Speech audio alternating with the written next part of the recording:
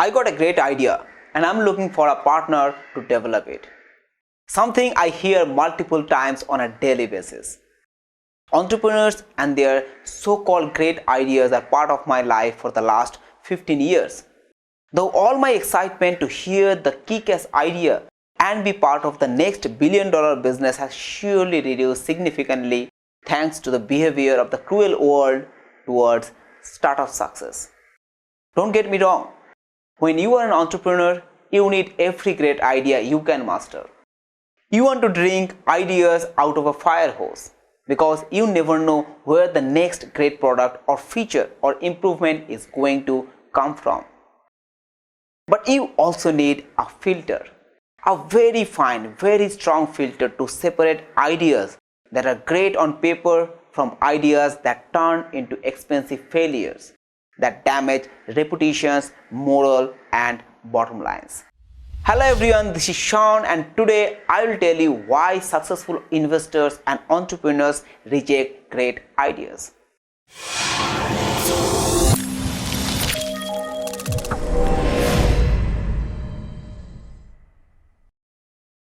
But before I proceed, if you are new to this channel, I would request you to subscribe to our channel and press the bell icon.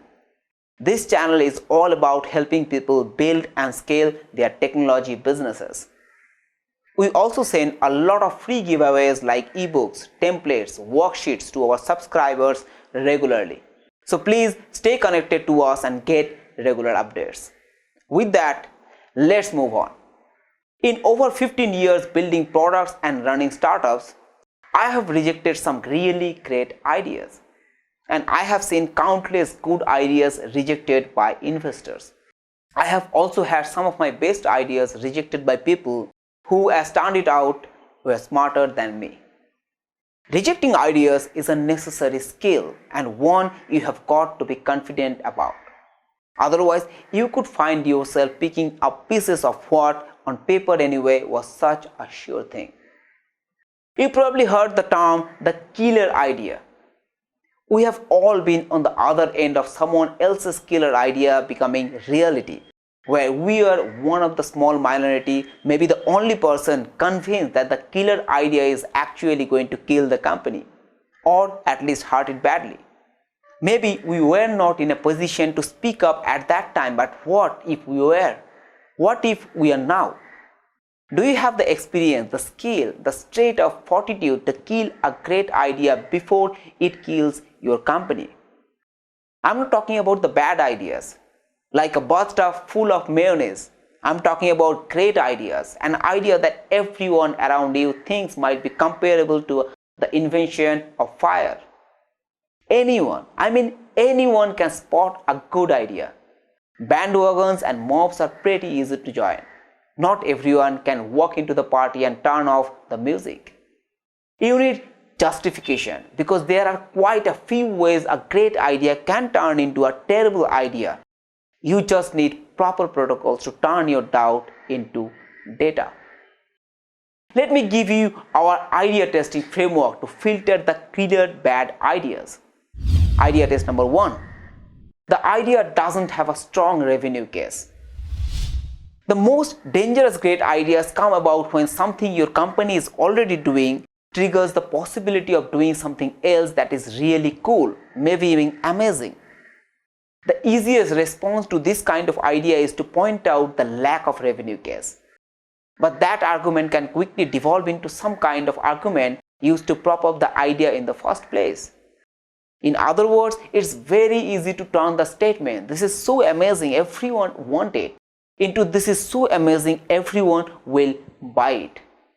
You have probably been on the losing end of that argument in the past.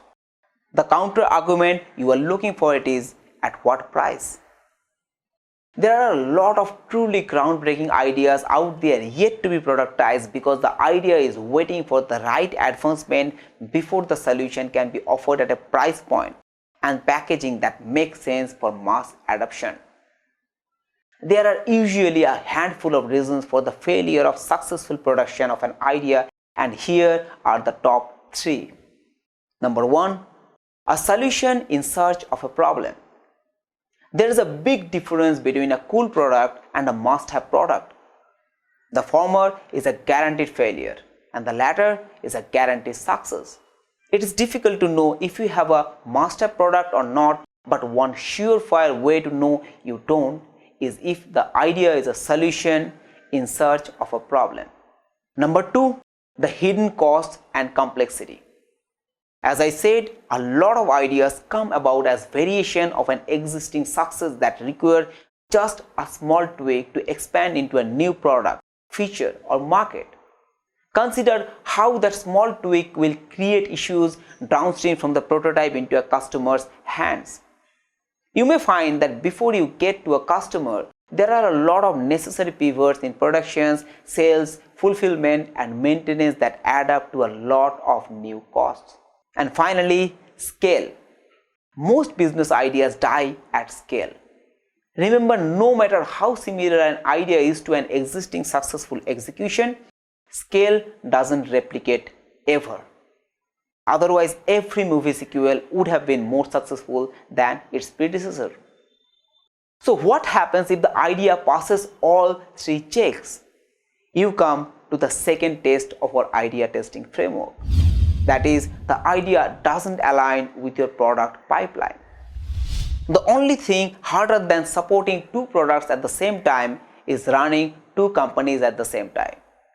If you are not careful, the great idea that is in front of you could be the beginning of both of these scenarios. I'm not saying that every new feature has to be the clone of an existing feature. In fact, it can be healthy to make major pivots to your business even in the best of the times. Just remember that with any pivot, you are changing direction, not adding a new direction.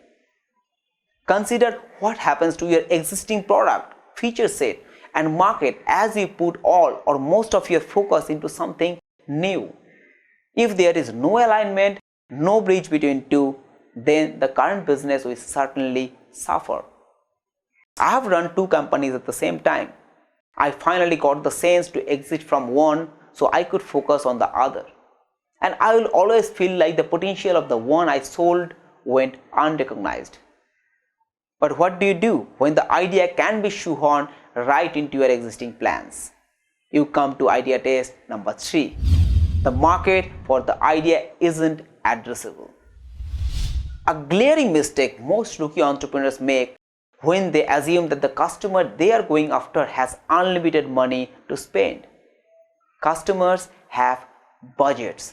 Therefore, markets have limits. I am in the process of rejecting a great idea right now because someone finally said to me, you are making the customer decide between your product and another product. If they have or want the other product, they are not going to buy your product even if you have what they need.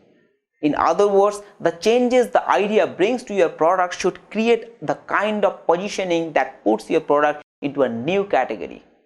If you solve problem A and your competitors solve problems B, you cannot just start solving problem B. You need to combine the problem into problem C and solve that. You don't want your new customer to be forced to make a change, you want them to evolve. Otherwise, the great idea really just boils down to going after your competitor. If the market is worth it and you think you can win, fine, but remember it takes money and time to take a competitor out. But what if your idea checks all the boxes and you are still very much against it? Don't make another rookie mistake. Experiment the idea to prove its validity, not find it. Experiments are great.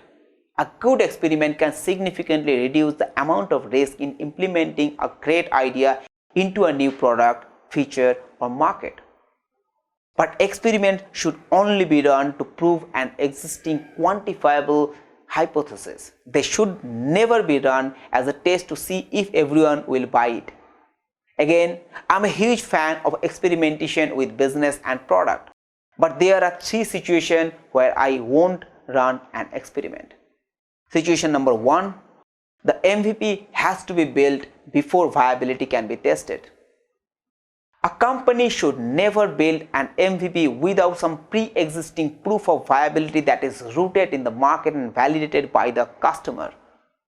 An easy way to do this is market research, but that will produce the least accurate results. A hard way to do is with a prototype, which will produce more accurate results but is expensive and starts to build into all those focus problems that you want to avoid in the first place. Situation number 2. The experiment isn't for the customer. Never run a market experiment to see if you can pull something off. This is what R&D is for. If you need R&D to validate the idea, dedicate resources or partial resources to the idea and segregate them from the rest of the company to work on the idea in a vacuum. That team will need to prove the concept without market pressures forcing them to declare a positive result. And situation number 3. The idea doesn't align with your company mission. This is my most popular reason for rejecting a great idea. It's also the easiest one to reverse if I want to unreject the idea. It's also the most important reason to give. Just because an idea is great doesn't mean it's the right time, you have the right team, or that the idea will result in sustainable success. A leader succeeds not by making the right decision in the moment, but by making the right decision for the success of the company's mission. As a leader, the responsibility to protect that mission is yours. And that's reason enough. If it isn't, take a hard look at your company mission. It may be time for a rewrite. So guys, have the checklist ready and pass your idea or anyone else's idea through it. The results may surprise you. By the way, do you agree with what I said or do you disagree?